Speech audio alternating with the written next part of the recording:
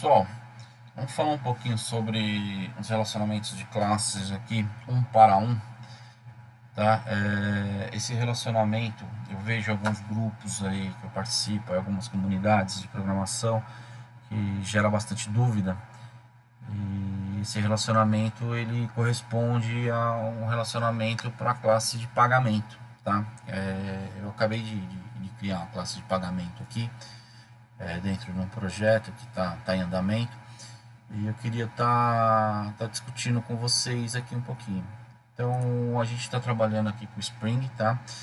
Apesar que vão estranhar aí que eu estou trabalhando com o Eclipse, mas eu tenho aqui os plugins aqui pro STS. Então, eu prefiro trabalhar com o Spring, que ele é único, tá? Então, eu só mudo o workspace aqui para os projetos, porque é da desktop, o que é Spring, para poder ter organização. Mas eu trabalho com o Eclipse em vez do STS Tools. Mas vamos lá, então tá aqui. A gente está fazendo, já fez o mapeamento aqui, tá? A gente fez o mapeamento aqui com as annotations do Spring.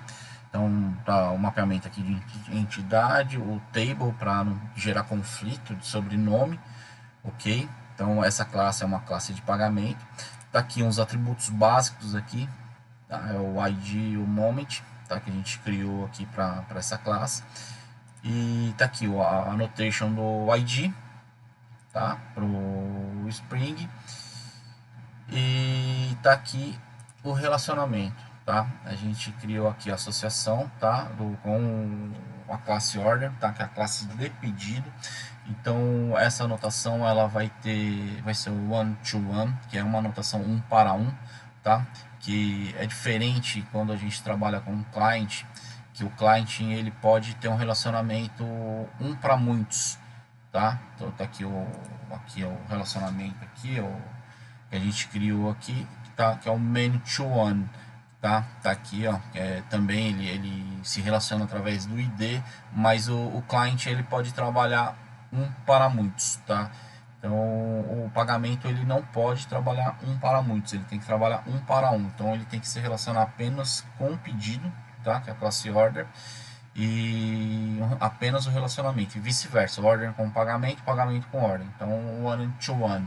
Então tá aqui o Maps ID, tá? O Map ID, que é o que vai se relacionar apenas com o ID. Então ele vai fazer o relacionamento apenas com o ID.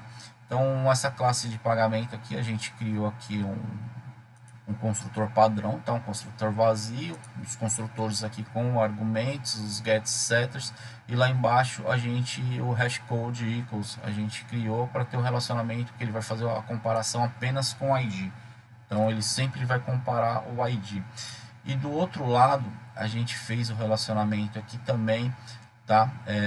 O payment, ou vocês podem ver que é o one to one, tá? O map ID, então ele vai mapear para o JPA sempre com order, ok?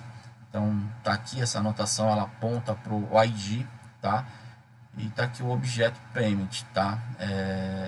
Que a gente vai estar informando para a order.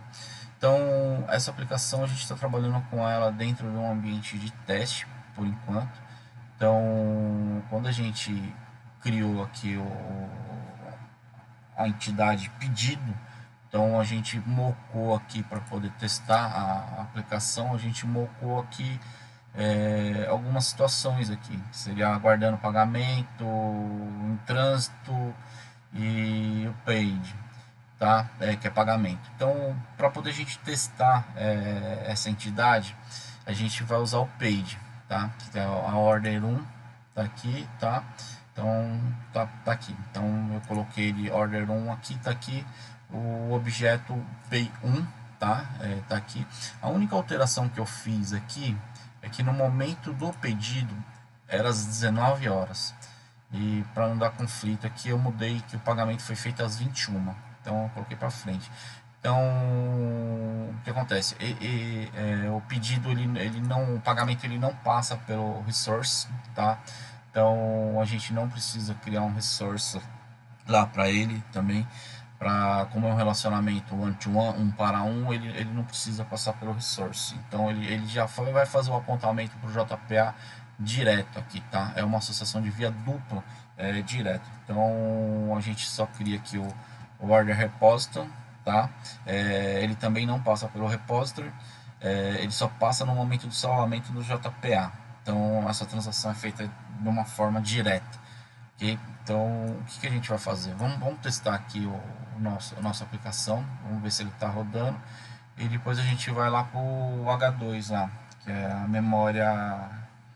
memória virtual do JPA, ok? Então é a primeira vez que eu estou rodando esse projeto, essa instanciação, tá?